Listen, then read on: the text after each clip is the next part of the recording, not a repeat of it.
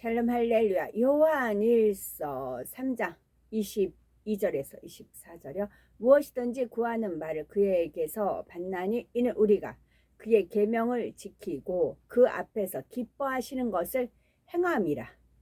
그의 계명은 이것이니 곧 그 아들 예수 그리스도의 이름을 믿고 그가 우리에게 주신 계명대로 서로 사랑할 것이니라. 그의 계명을 지키는 자는 주 안에 거하고 주는 그의 안에 거하시나니 우리에게 주신 성령으로 말미암아 그가 우리 안에 거하시는 줄을 우리가 아느니라. 아멘. 22절에서는 우리가 하나님의 계명들을 지킬 때 무엇이든지 구하는 것은 하나님께 받을 수 있다고 했습니다. 구하는 것마다 받을 수 있다는 것이 얼마나 복된 삶입니까? 사도 요한은 실제로 이런 삶을 살 수 있는 길을 성도들에게 알려주고 있지요. 바로 우리가 하나님의 계명을 지키기만 하면 하나님께서도 우리가 구하는 것은 무엇이나 응답해 주신다는 거죠. 23절에는 더 구체적인 설명을 하고 있습니다. 그의 계명은 이것이니 곧 그 아들 예수 그리스도의 이름을 믿고 그가 우리에게 주신 계명대로 서로 사랑할 것이니라 했습니다. 하나님의 계명을 지킨다는 것은 하나님의 아들 예수 그리스도의 이름을 믿는 것이라고 말씀하지요. 예수 그리스도의 이름을 믿기 위해서는 먼저 예수 그리스도에 대해서 알아야 합니다. 예수 그리스도가 누구인지, 왜 그분만이 우리의 구세주가 되시는지, 또 주님을 믿는 사람이 어떤 원리로 구원을 받을 수 있는지 이런 것을 알아야 하지요. 예수 그리스도는 누구이십니까? 창조주 하나님의 아들이시지요. 온 우주 만물을 성부 성령 하나님과 함께 창조하신 분이십니다. 지극히 높으신 하나님의 아들이시면서 2000여 년 전에 육신을 입고, 육신을 제가 말씀드렸어요. 육을 입은 신이라고요. 그 안에는 신 예수님께서 육신을 입고 이 땅에 오셔서 피조물인 사람들과 함께 이 땅에 사셨죠. 많은 사람들에게 하나님의 사랑과 천국 복음을 전하시고 질병과 연약함을 고치셨으며 귀신을 쫓아내 주셨죠. 때가 되어 십자가에 달려 죽으셨지만 장사한 지 사흘 만에 부활하셨고 많은 사람들이 보는 가운데에서 승천하셔서 지금은 하나님 우편에 앉아 계십니다. 장차 인간 경작의 날이 다하면 주님을 믿는 성도들을 데리러 강림하시죠. 우리는 바로 이런 주님의 이름을 믿는 것입니다. 예수님께서 육신을 입고 이 땅에 오셔서 십자가에 죽으신 이유는 인류의 죄를 사하고 구원하시기 위함입니다. 우리가 죄사함을 받고 나면 기쁨이 온다고 했어요. 조이, 죄 플러스 이, JOY. 죄를 지면 기쁨은 사라집니다. 죄사함 받으면 기쁨이 찾아옵니다.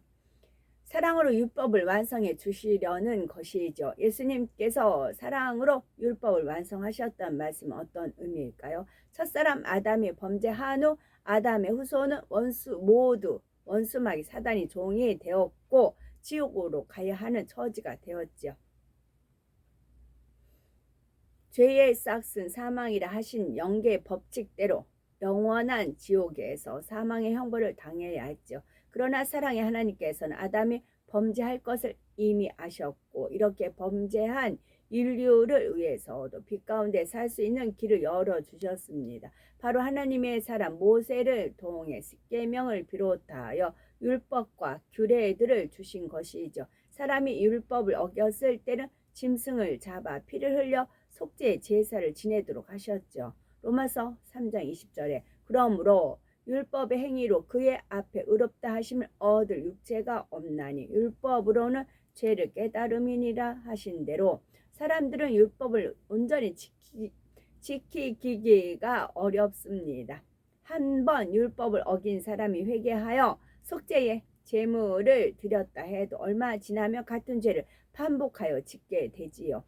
마음에서부터 죄성 자체를 버린 것은 아니기 때문입니다.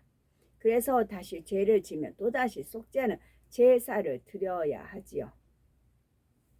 잡초가 그렇잖아요. 잡초 위에만 자르면 잡초 뿌리는 굉장히 질겨요. 아주 엉켜 있잖아요. 잡초를 위에만 자른다고 해서 없어지잖아요. 그 아예 없애야 돼요. 악의 모양을, 죄성 자체를. 그래야 돼요. 위에만 보기 좋게만 커트해서는 안 돼요. 죄란 속성이 그래요. 아주 뿌리째, 아주 그냥 이렇게 엉켜 있어요. 막 너무너무 엉켜 있죠. 그러니까 큰 뿌리부터 캐라는 아주 큰 뿌리를 딱 자꾸 흔들며 거기서 잔뿌리 뽑아 나온다고 하잖아요. 쫙 뽑아 나옵니다. 그래서 죄를 필리까지 싸워야 되고 악은 모양에도 버려라 하는 이유가 그래요. 그렇지 않고는 원수마귀 사단이 계속 그걸로 이제 여러 가지 관계를 쓰는 거지. 마귀의 관계를 대적하기 위하여. 하나님께서는 이렇게 반복되는 제사를 한 번에 완성하시고자 예수님 이 땅에 보내셨습니다. 아무 죄가 없고 흠도 점도 없는 어린 양 예수님께서 희생양이 되셔서 그 피로 단번에 모든 죄를 대속하신 것입니다. 예수님께서 사랑으로 십자가를 져 주셨기에 이제 이름 있는 사람들은 율법의 저주에서 풀려나게 되었습니다. 과거, 현재, 미래의 죄를 다 사함 받을 수가 있게 된 거죠.